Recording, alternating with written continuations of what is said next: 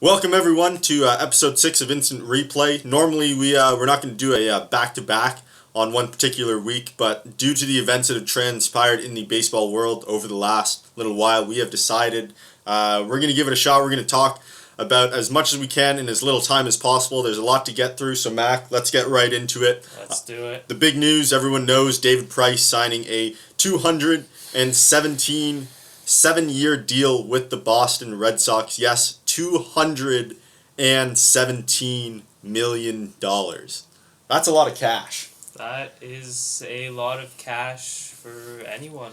Yeah.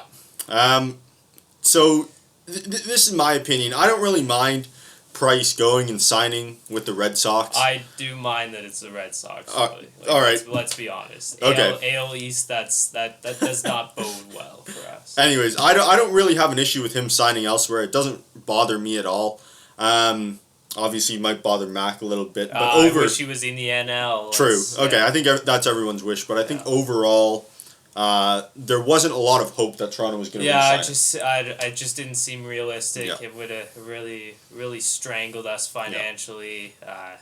So especially after the Hap signing, it was sure. basically no chance. Yeah, I agreed. I think my issue with it came about 24 hours after it happened, when a report was released that the Jays didn't even make an offer. It's sad. It is sad, to be completely honest. I mean, sure, like you said, we don't have $217 million to throw anywhere. Nope.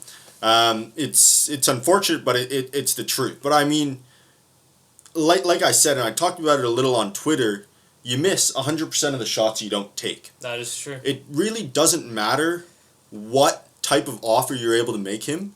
You still make David Price an offer. He said that, yes, he wanted to come back to Toronto to play. Whether or not he would have taken a discount, we'll now never know. I mean, even if you can only pony up, let's say, a 5-year, $100 million contract, or even if that, 4 years, 88, it doesn't really matter. I mean, you have to at least present what you can afford to David Price. Let him know, yeah, this is all we can afford to pay you. If he throws it right back in your face, he throws it right back in your face. It doesn't really matter. If he says, yeah, this is crap, and then takes that piece of paper and uses it to wipe his crap, it doesn't really matter. Like, in all honesty, you just have to make the offer. You have to try a little bit to get a lot. You know what I mean? Like, let's think about this here. When was the last time that an elite pitcher like David Price, a top 10, top 5 starting pitcher in the league, hit free agency and would actually consider the Toronto Blue Jays as a landing spot? Yeah. Very true. When was the last time that happened?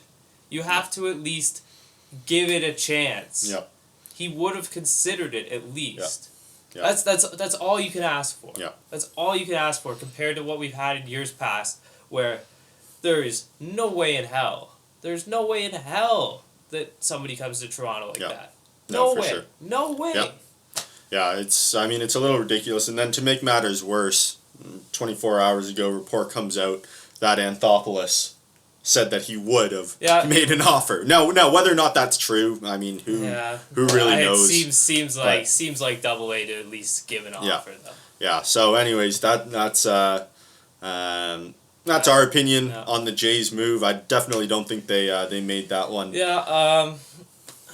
Whether or not Boston overpaid for him, I think it's kind of irrelevant because they have as much money as they seemingly want. Yeah. And if we're talking elite pitching, you've got to invest what you've got to invest. Yeah. If you're a team like that and you want to win and you want to win right now, that is what you have to do. They could have paid, I think, if they would have even paid $41 million, I think they still would have done it. Yeah. Because they want to win now. He gives them the best chance to win now. I don't think there's a pitcher like him that's going to hit the market in free agency, besides maybe Zach Greinke this year. If we're looking into the next couple of years, there's no pitchers like that that are going to hit free agency, so they have to take their chance right now. Yeah, for sure. I mean, if you kind of make a comparison, they're turning into the Dodgers a little bit. If you look at the contracts that the Red Sox and the Dodgers have signed right now, they have the same number of players who they have guaranteed $80 million to. Or they not guaranteed, but have signed contracts for more than $80 million for. And I mean, I thought after the whole mess that was Hanley Ramirez and Pablo Sandoval, that they might have just said, look, we've signed way too many of these bad contracts. There's no way we can give you this money. But I mean, kudos to Dave Dombrowski. He ponied up, paid the money. Actually, I saw he convinced the. I heard that the owners, they did not want to pay another $100 million contract this season. Dave Dombrowski comes in, and with a couple months, he's got the owners convinced to give David Price $220 million. Not $100 million, not $200 million, more than $200 million. It was that is impressive. Impressive. Another interesting note that actually just came out a little while ago. The Cardinals actually were second in the bidding. I read they offered 7 years. I think it was around $180 million. So it just really goes to show you how much the Red Sox wanted it. Anyways, so really really interesting. So Mac, I guess my question to you now is, so what does that mean for Zach Greinke?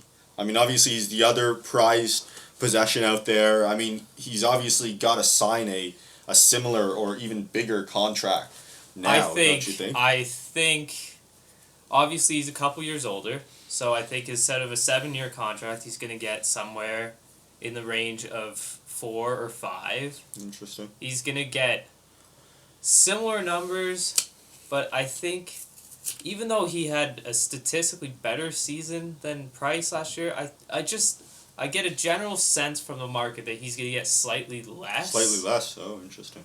Okay. I think from all sounds of it, he's going to either the Dodgers or the Giants. Yeah. Whichever one he chooses, the other one is going to go right after Johnny Cueto. I think Johnny Cueto's going to make somewhere around, like, his value decreased some during his tenure with Kansas, no doubt. Yeah. So I think he gets around about $20 million a year for 6 years.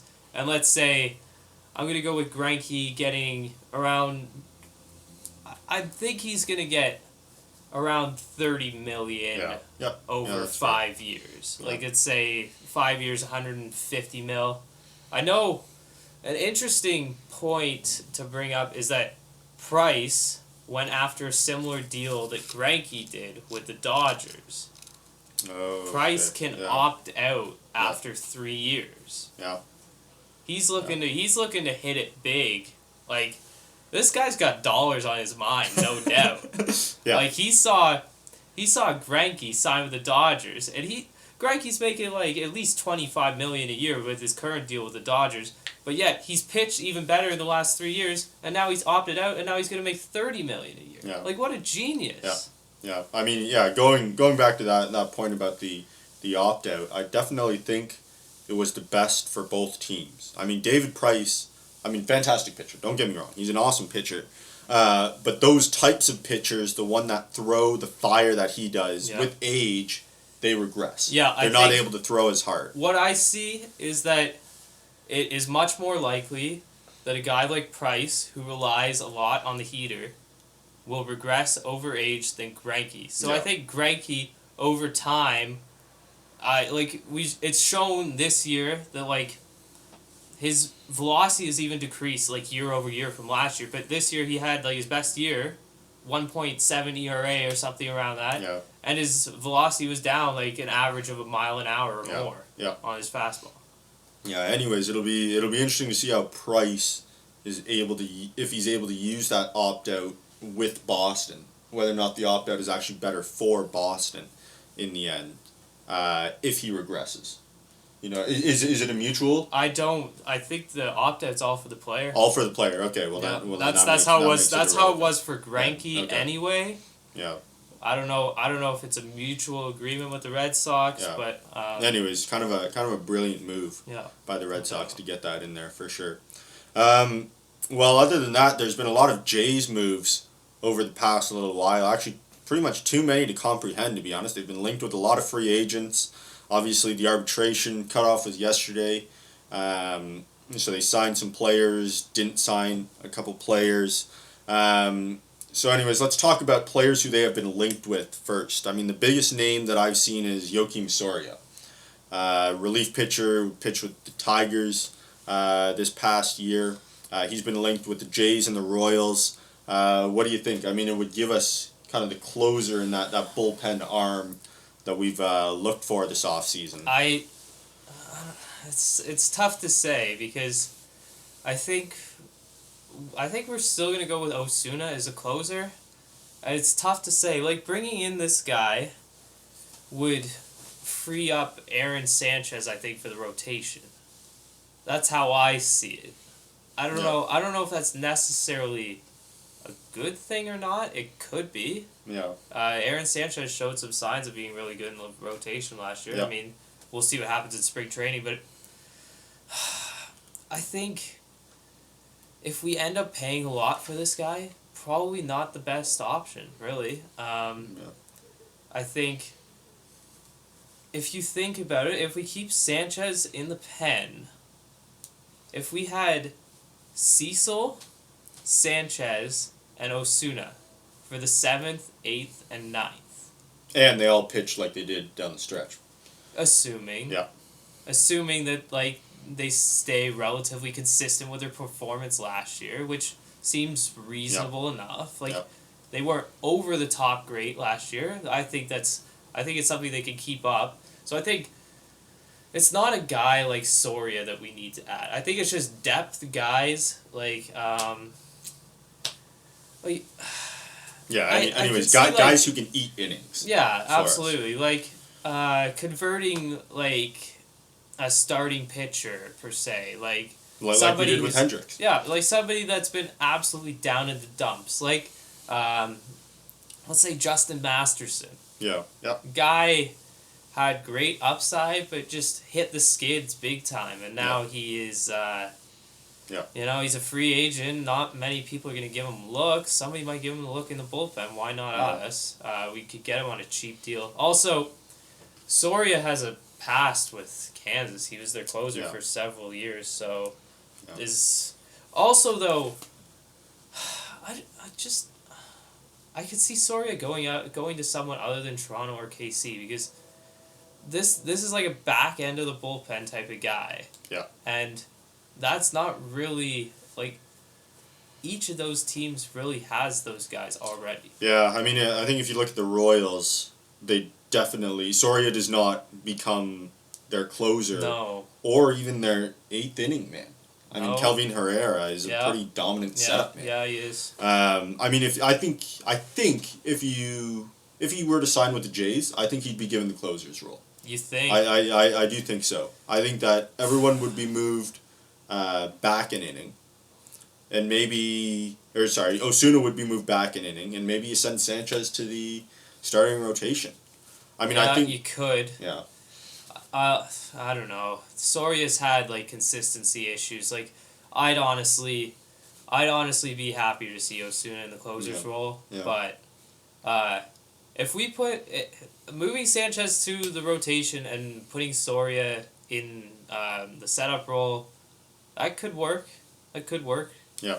Yeah, no, it would definitely be interesting. I wouldn't want to overpay on him, though. No, for sure. Yeah, I think because we need several guys for the bullpen, and paying the same amount for Soria over, like, the amount we could spend for, like, 3 depth guys probably wouldn't be a great idea for us. No, it'll be interesting. I think that if you look at what the Jays have kind of decided to do, it's very similar to what the Royals actually did. You build from the back. Mm-hmm. You build from the bullpen. Mm-hmm. You build on the strong offensive team you had with good defense. Yeah, what you could do is kind of something... If you got Soria, per se, you could do something kind of like Kansas City's done the last 2 years. Just have, like, an overwhelmingly dominant bullpen. Yeah. Adding him in would just put us over the top to be, like, one of the best bullpens in the league. Yeah. Like, it would not, like, we'd be instantly right there. Turn it into a 5-inning game. Yeah, You'd be able to do that. You could. Like, that could make up for the lack of rotation we have currently. Yeah. Anyways, definitely someone to keep an eye on.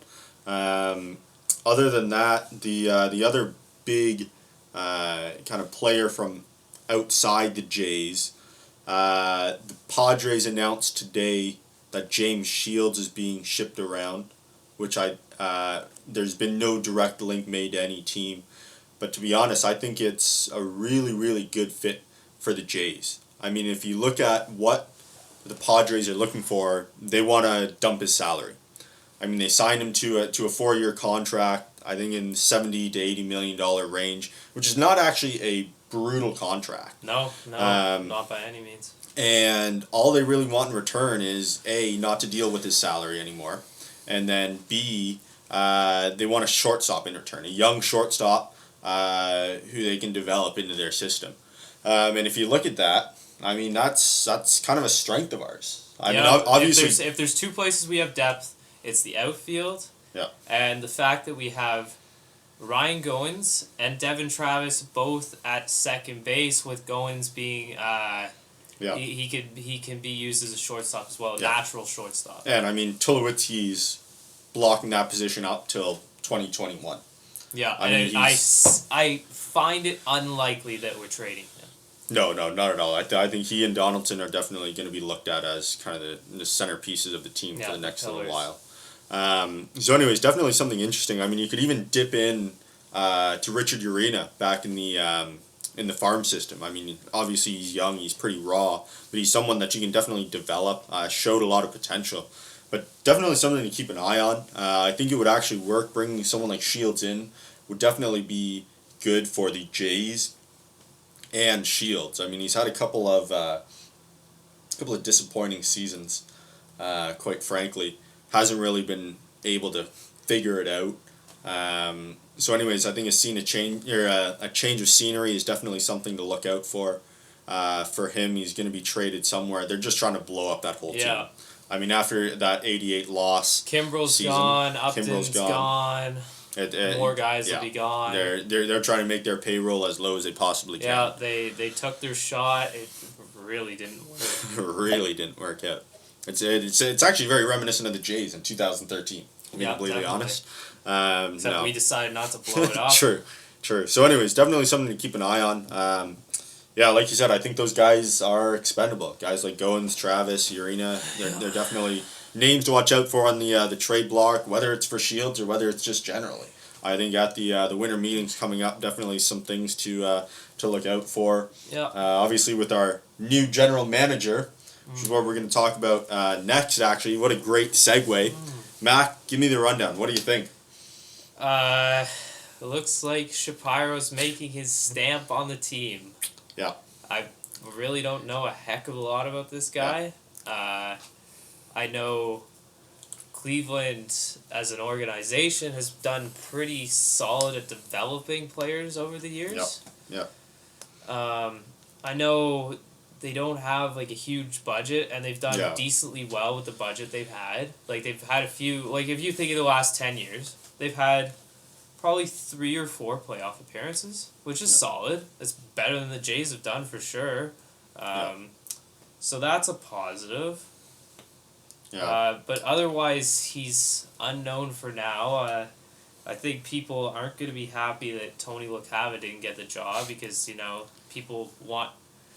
I mean, Tony LaCava was like a figurehead for AA. Yeah. His, successor, per se. People aren't going to be happy that, the guy who brought so much joy to the city now has, his right-hand man is now not in control either. Yeah. I'm happy that we at least kept him on. Yeah, no, for sure. Definitely. Gonna be an associate. Yeah. Gonna provide a different opinion for sure than probably what Shapiro has. Yeah. I mean, we'll see what happens there. I mean, my issue with it is the Indians are not the Blue Jays. You know what I mean? We have such a different payroll and just a way of operating our team. You know what I mean? Like you said, they build from within. Yeah, they're a smaller market. They don't have the budget that even we have. Yeah, their biggest contract, 4 years, $56 million for Nick Swisher. That's the most money they're paying a player, which I don't think is going to work in the future MLB. I mean, if you look at the contract that Especially Price in the just AL got, East. yeah, especially in the AL East. I just now it's good to have someone that you're familiar with, Shapiro, but I just don't see how managing the Indians is going to be anything like the Blue Jays.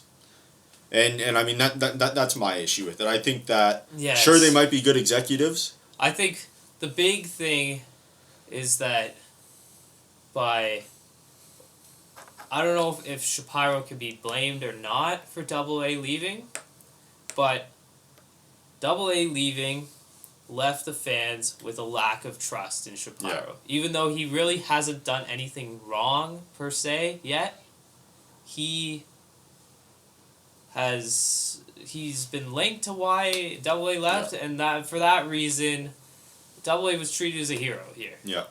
And taking out the hero brings a lack of trust. Yeah.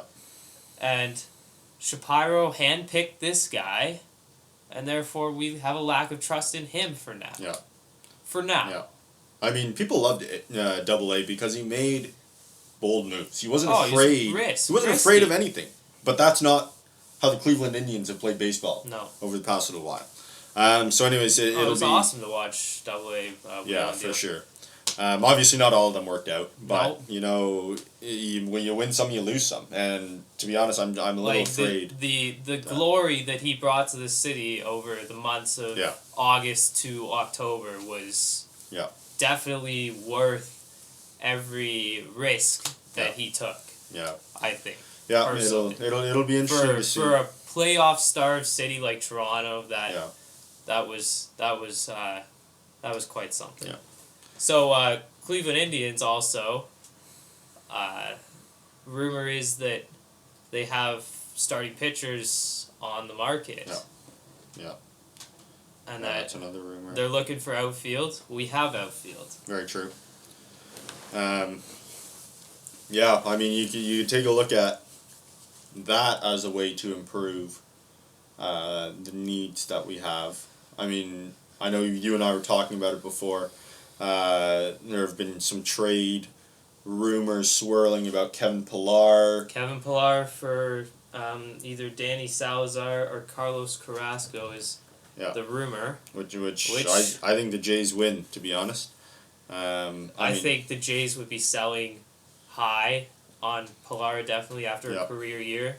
Maybe his career year. I mean, we don't know, but definitely far and above anything he's shown in years previous. Yeah.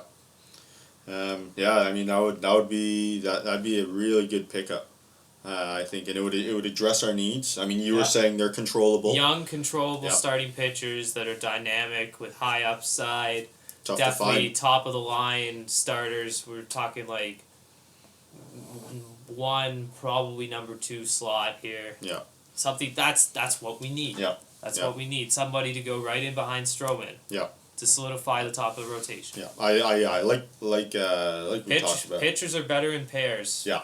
Yeah. Like we talked about, I think the team is prepared to give Stroman the keys to the team. Yes. And I think they were prepared to do it last year before he blew out his knee. Sure. So I mean, you need to find a number 2 starter that can complement him.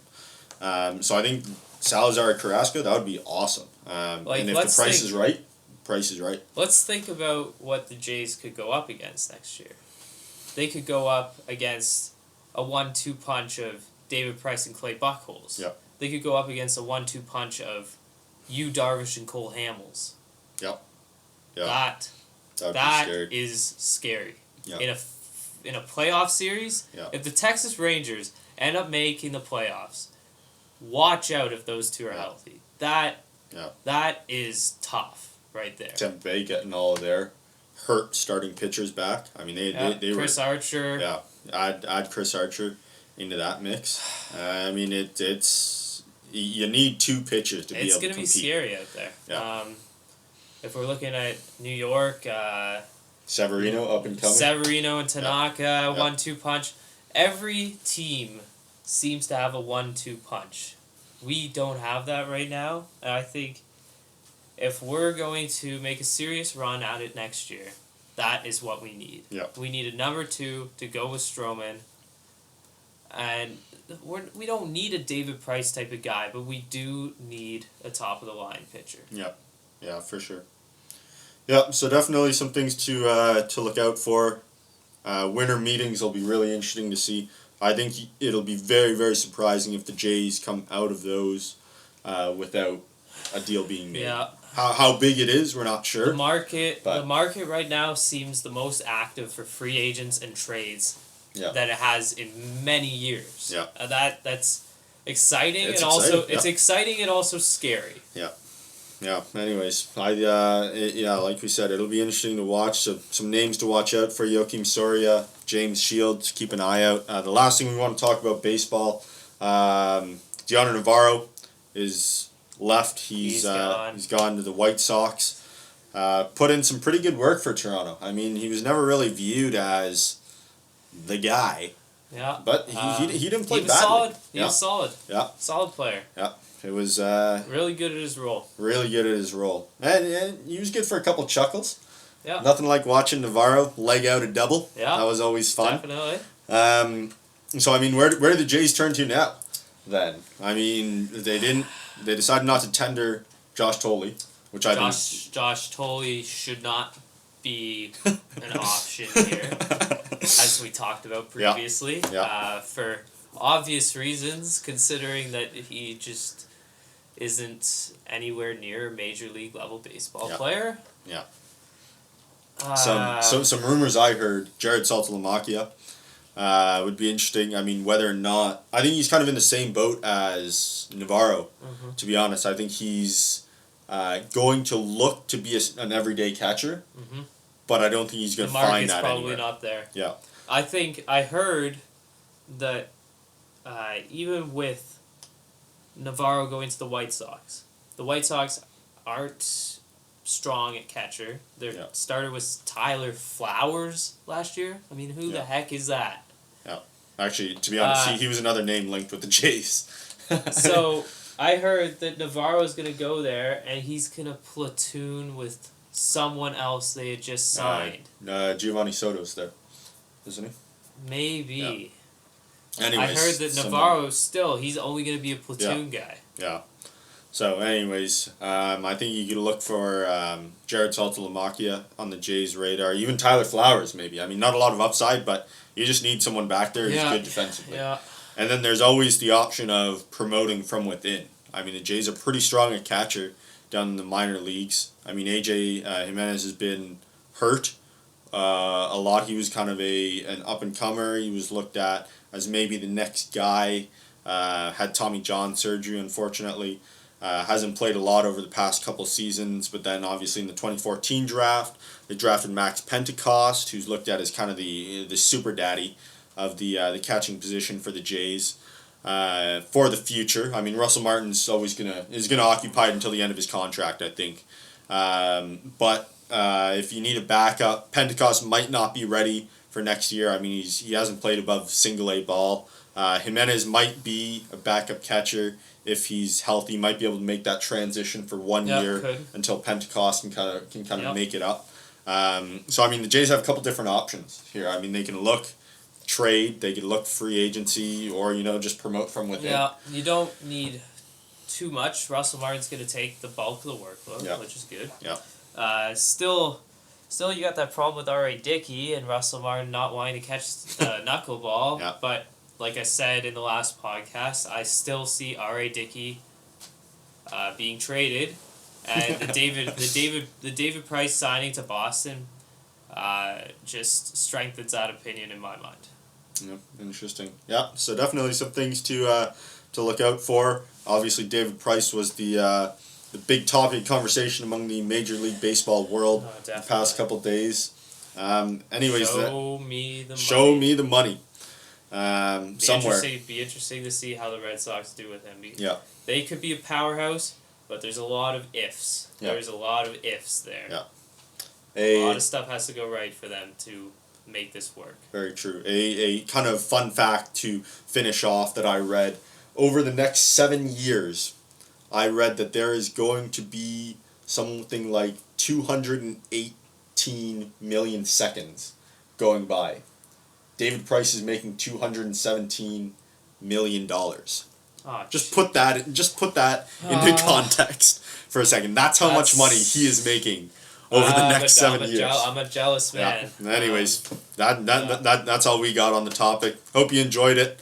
We're going to try to do a double dose tonight, so maybe look for episode 6B. Yeah. We're going to talk a little more. I think we're going to go into some NBA, talk about Mac's correct prediction about the 76ers getting their first win.